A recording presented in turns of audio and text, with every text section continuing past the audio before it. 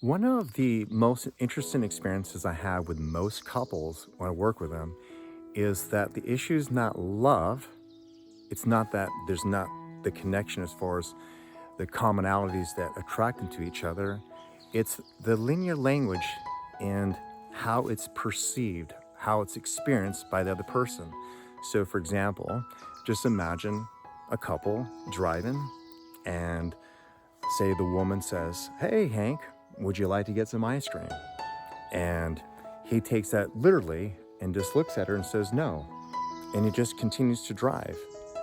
She feels hurt. She feels like he didn't really hear her or see her, and she still wanted ice cream.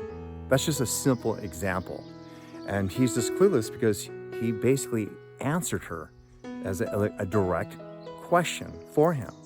So I can keep going on and on about examples, but that is just a simple example where nothing happened that was bad, but a way that the woman wanted to be received was different.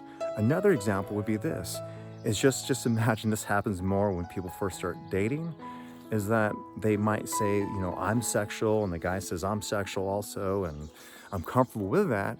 And when it comes time to connect, she's more into, say, foreplay and kissing, and to her, that's the intimacy. And he is already naked and ready to go for it, and he's being innocent, but his perceptions of intimacy, it's much different than hers. One is not better than the other. There's no judgment in this. But couples show up with the way that they filter things from a much different perspective. And it's not about disagreeing to just have an opinion or fight. It's just that they've learned about life differently than you. They've experienced life through their parents and their culture differently than you.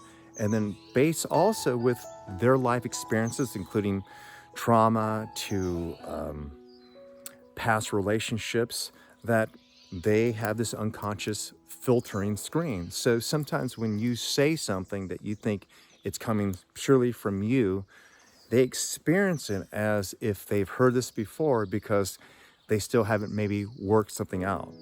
And the reason I'm bringing up that too also is that every couple I've worked with, when they start communicating and they start feeling like they're not being heard or their partner doesn't see them, then that old stuff comes up and it ends up convoluting the exchange. So has this happened?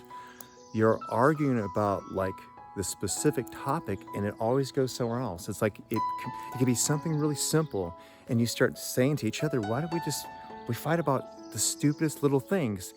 It is because the person is maybe feeling unseen. It's where there's these unresolved conversations and people are not feeling like they're understanding each other. So they just kind of get caught up in just constant arguments about little things because both of them are like feeling like they're living with someone they don't even know. They're like, who is this person? And more than often, it's not that the person doesn't know you. It's just that they don't understand you the way that you prefer. They don't hear your message the way that you prefer.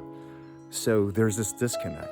So when I work with couples, a big part of the communication is to break this down so they understand each other.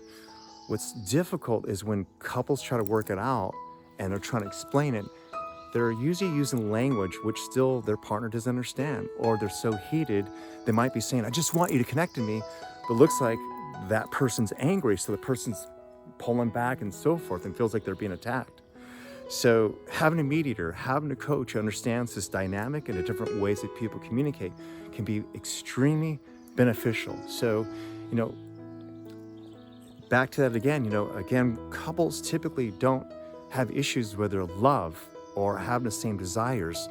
It's the transmission of information and then taking that information personally and then creating a story about it, such as he doesn't know me or love me or she's just selfish or whatever, when that's not true. It's your interpretation of not being seen, felt, or heard. And just by finding the right connection, holding the right space, you can create that connection so there's harmony. So I hope you enjoyed this and I hope it resonated with you. Thank you.